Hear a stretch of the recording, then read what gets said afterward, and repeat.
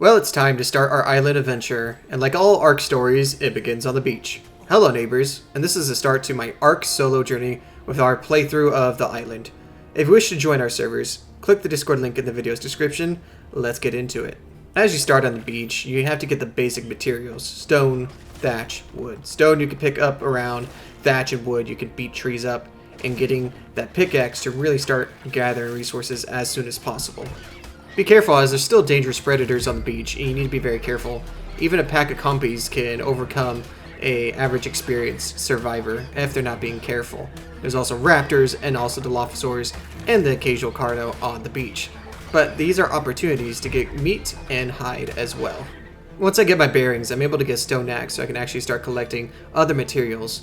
One other thing, especially if you have the Lost Colony expansion pack, make sure you identify what tasks you have to complete in order to get perks. A lot of the perks are really helpful, so make sure you're completing that as you go.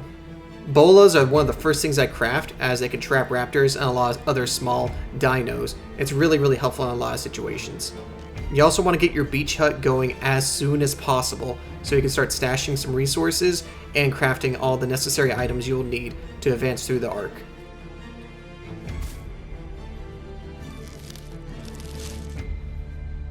Make sure food is always cooking inside your base, as it's important for crafting purposes and staying alive. Get some storage going so you can start storing the resources that you're gathering, and I recommend getting an upgrade station from the Cyberstructures mod.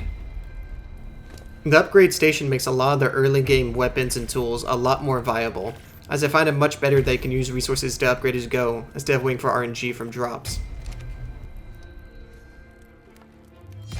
We also need a preserving bin to safely store our food so it doesn't spoil so quickly. Also a mortar and pestle so we can start making spark powder and narcotics.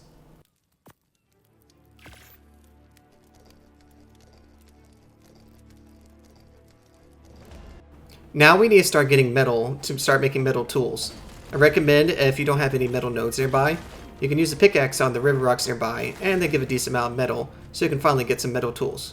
Just place a forge, start cooking the metal with some metal and some wood. And once the metal has been cooked, let's get a smithy down and start making the metal tools we need to start really progressing. Once you get the metal pick, your metal collection improves dramatically compared to the stone pick. Make sure as you're completing these farming tasks that you also make sure you're keeping up on making narcotics, making spark powder, and anything else you have to craft. You're going to be doing multiple tasks as one, not just one task at a time, in order to maintain the resource requirements you need to craft a lot of the items.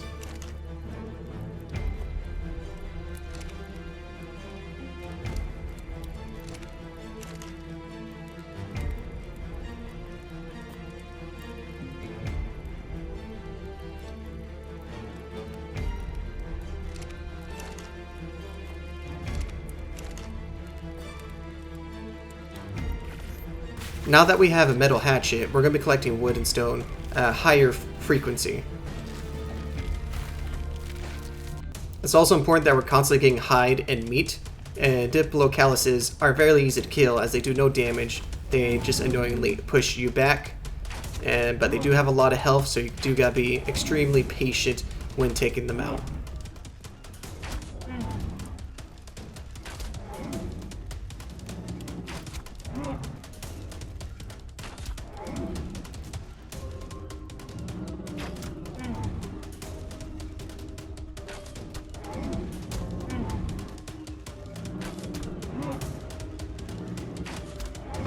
Make sure you harvest all the hide with a hatchet as it collects more hide.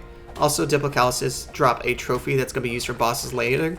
Make sure you always pick up these bags from these dinos that you kill, as there might be trophies you might need to use later on. One of the starting knockout weapons you use is a club to beat parasaurs and other smaller early game dinos. I recommend upgrading it with the upgrade station with the Cyberstructure mod, and it's going to be really good at doing those early knockout tames. I'm also maximizing my bow as well. Keep in mind that it takes a lot of resources to upgrade these, so it is taking time between these to get these upgrades. I also have their dino finder, so I can look for dinosaurs around me instead of having to constantly worry about RNG and look around. I can just simply identify where the dinosaur is and head to that location. It's very good for quality of life improvement.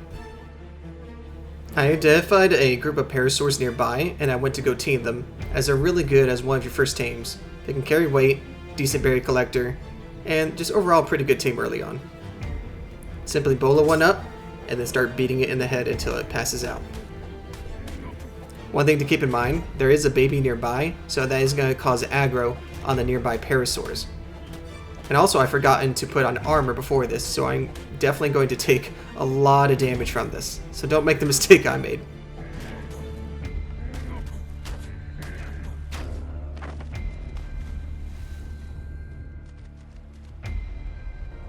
The decent parasaur got away, but I was able to catch up and get it with a bola and continue the taming process of knocking it out.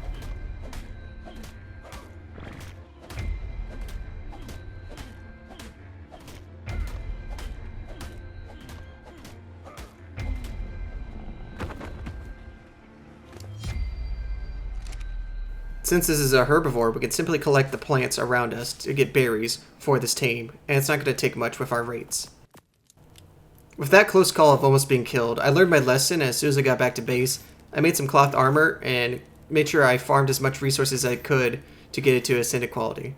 Gives it around 50 armor, which isn't bad, and it also provides some resistance against the heat. Not pretty bad when you can get to ascendant. If you're playing this without the mod, it gets really frustrating just trying to find better equipment, and it just adds more time to the game unnecessarily. Main reason I make those bolas early on is because raptors will constantly be on the beach, and if you got one or two of them, you'll be okay, but if you got a pack, you are most likely very screwed. They're not too hard to deal with as long as you can bola them and then just take them out. If they're low level, there's no point of taming them. I recommend only taming them if they're extremely high level. Once we get our parasaur tamed, we can use it as a berry collector to start stacking up on narcotics, narco berries to make narcotics. It also has a decent amount of weight for when you need to transport resources. I also recommend getting moss chops as they can be really good at gathering very rare resources. With this one, I wasn't able to get the resources to tame it, so I just simply murdered it and kidnapped its baby and gave it Stockholm Syndrome. I recommend getting these as soon as you can.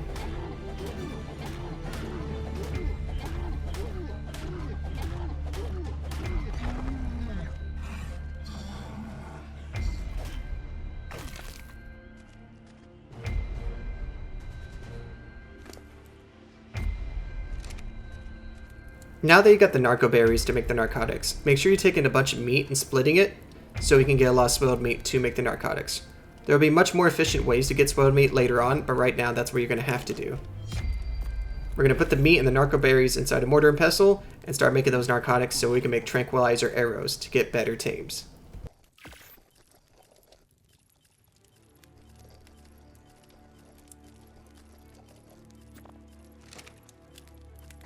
Also, try to avoid going out at night, especially in the dense jungle, as much as possible. I made the greedy mistake of trying to get this max level parasaur, and my current parasaur was lost to a pack of raptors, and I barely made it out with my life.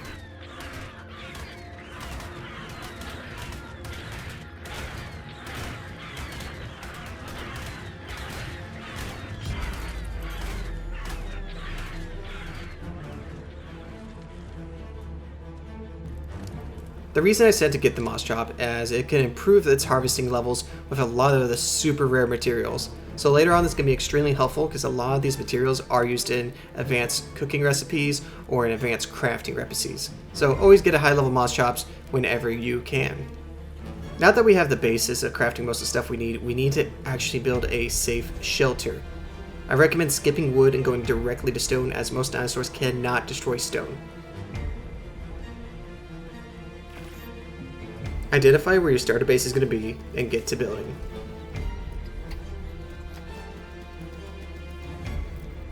And remember, constantly manage your skill tree menu, as a lot of these buffs are extremely helpful. Complete the task and get it done. With a lot of stone farming and patience, you can really start getting a nice base going together, and you can actually start reaching the stabilized portion of playing this game. I also got a Doedicarus outside, so I immediately dropped everything I'm doing to tame this. The Doedicarus is instrumental in resource gathering, as is the best stone gatherer on land. You need to tame one of these as soon as possible so you can really start getting a bunch of stone to build bigger bases, get more stone for cementing paste, more stone for spark powder. It is that critical to get no matter the level.